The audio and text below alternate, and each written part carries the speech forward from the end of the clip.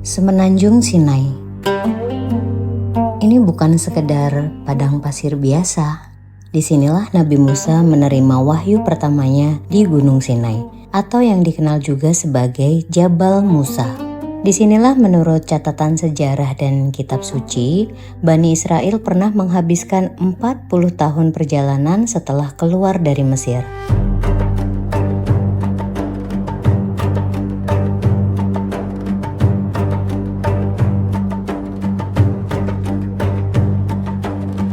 Bus kami akan melintas di bawah terusan Suez, salah satu jalur pelayaran tersibuk di dunia. Terowongan Ahmed Hamdi diambil dari nama seorang jenderal Mesir yang gugur dalam Perang Oktober 1973. Perang di mana Mesir berhasil merebut kembali Semenanjung Sinai dari Israel.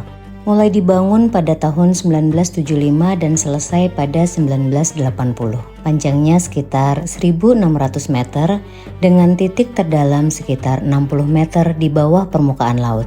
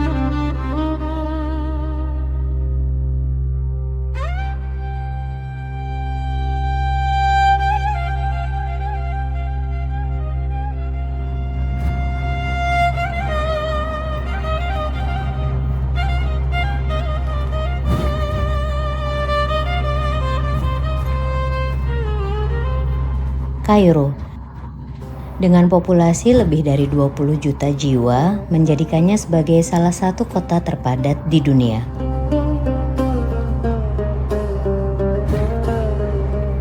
Kota ini sudah menjadi pusat peradaban sejak ribuan tahun lalu. Letaknya di tepi Sungai Nil, sungai yang sepanjang sejarahnya menjadi sumber kehidupan bagi seluruh peradaban Mesir kuno.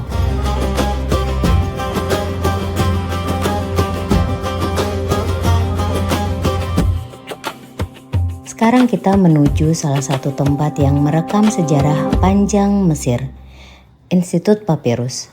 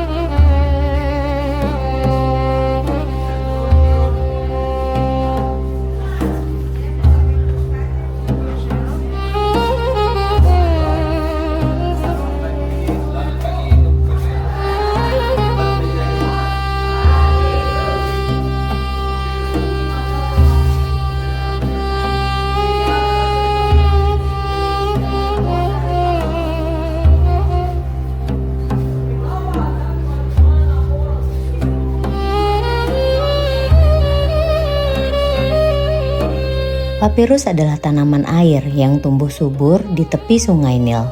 Dari tanaman inilah Mesir kuno membuat media tulis yang menjadi cikal bakal kertas, jauh sebelum kertas dari Cina dikenal oleh dunia. Cara membuatnya, batang papirus diiris tipis-tipis secara vertikal, kemudian dianyam berlapis silang, dipres, lalu dijemur.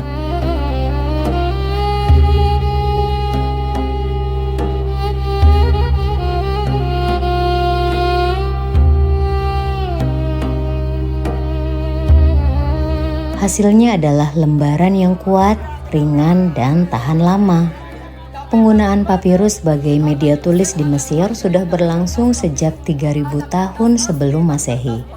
Dokumen papirus tertua yang ditemukan bahkan berusia lebih dari 5.000 tahun. Kertas papirus yang asli kuat, yang palsu langsung rusak.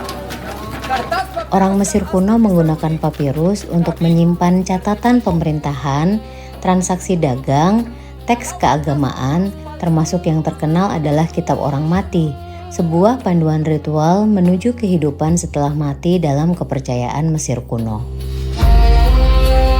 Yang menarik, tanaman papirus juga disebut dalam sejarah Nabi Musa. Dalam kitab Keluaran, keranjang yang digunakan ibunya untuk menghanyutkan bayi Musa ke Sungai Nil terbuat dari anyaman tanaman ini. Tanaman yang sama, cerita yang berbeda, ribuan tahun berselang.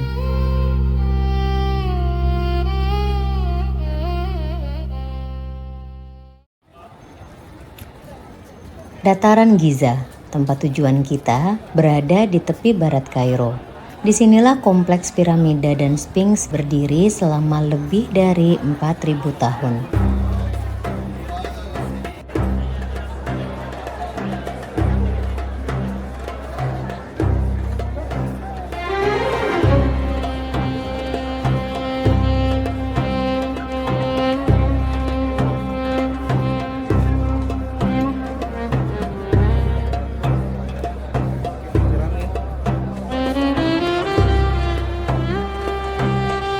Kawasan ini adalah situs warisan dunia UNESCO sejak 1979 dan sampai hari ini menjadi salah satu tujuan wisata yang paling banyak dikunjungi di dunia.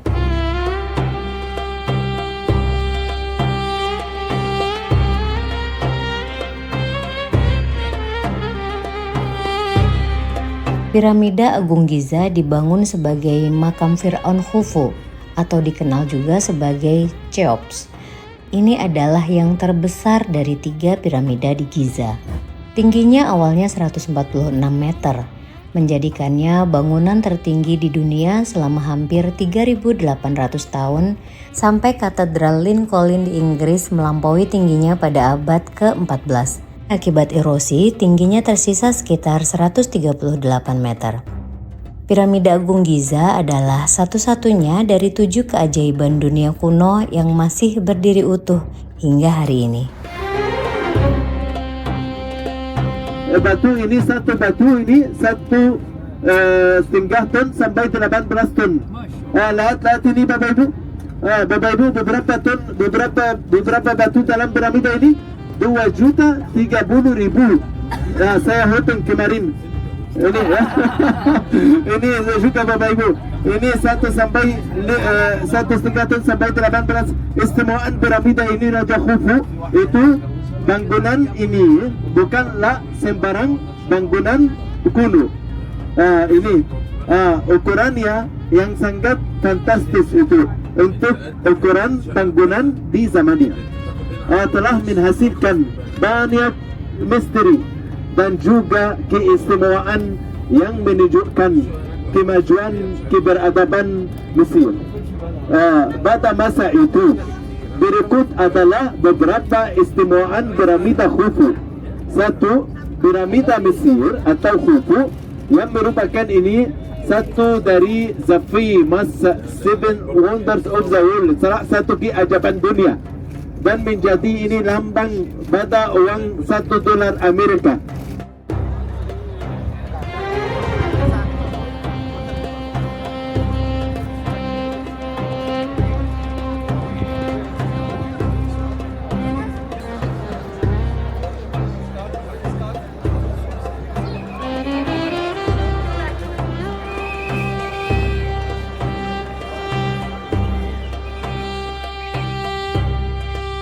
Sphinx Agung Giza adalah patung monolitik terbesar di dunia.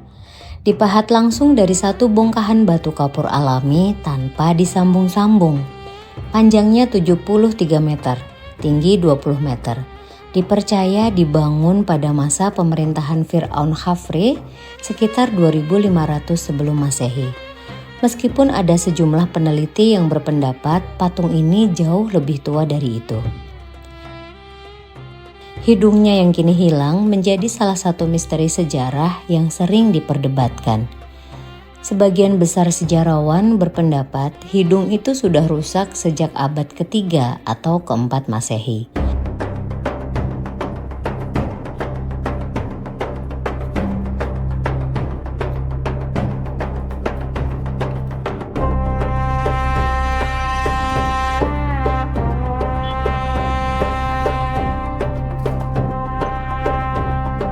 Di atas Bukit Muqattam berdiri Benteng Salahuddin, salah satu benteng abad pertengahan terbesar yang masih terjaga kondisinya di Timur Tengah. Benteng ini mulai dibangun pada tahun 1176 Masehi atas perintah Salahuddin Al-Ayyubi, seorang panglima besar asal Kurdistan yang mendirikan dinasti Ayyubiyah dan memerintah Mesir, Suriah, serta sebagian besar Timur Tengah. Salahuddin membangun benteng ini sebagai pusat militer dan pemerintahan untuk melindungi Kairo dari ancaman tentara salib yang saat itu masih aktif menguasai wilayah Palestina dan sekitarnya.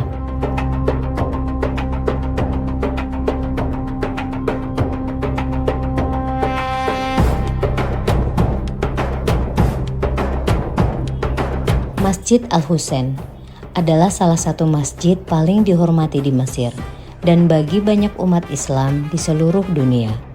Masjid ini dipercaya menyimpan kepala Husain bin Ali, cucu Nabi Muhammad dan putra dari Ali bin Abi Thalib, yang syahid dalam tragedi Karbala pada tahun 680 Masehi di wilayah Irak.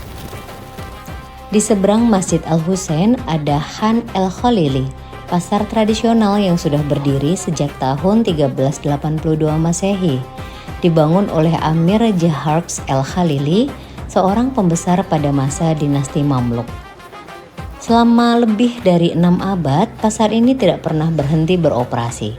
Ia melewati pergantian dinasti, penjajahan Prancis di bawah Napoleon, era kolonial Inggris, hingga Mesir modern.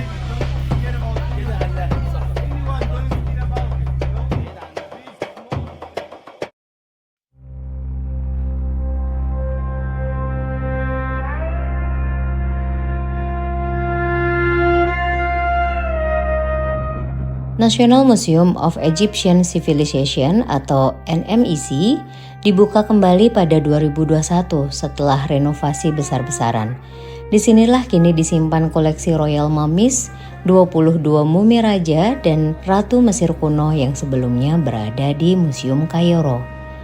NMEC merupakan museum pertama yang merangkum seluruh lintasan peradaban Mesir, mulai dari kerangka manusia prasejarah berusia 35.000 tahun hingga pencapaian seni di era modern.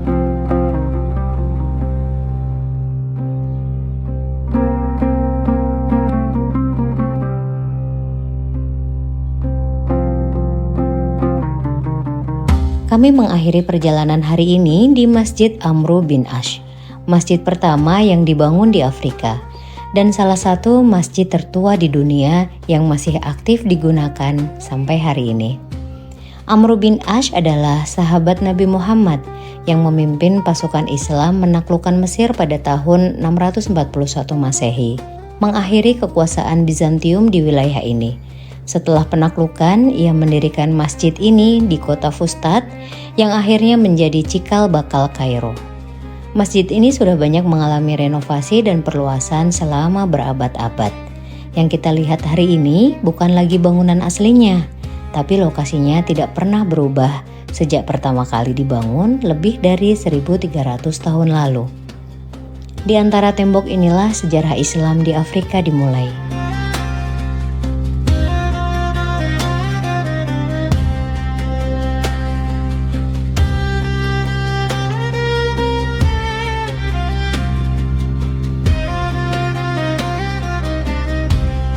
Perjalanan jelajah bumi para nabi membawa kita melewati tanah-tanah yang bukan sekedar destinasi wisata, tapi lokasi di mana sejarah umat manusia ditulis. Di sini para nabi berjalan, berdakwah, diusir, dan juga diabaikan. Tapi yang menarik, tanah-tanah itu masih ada, masih bisa dikunjungi, masih menyimpan jejaknya.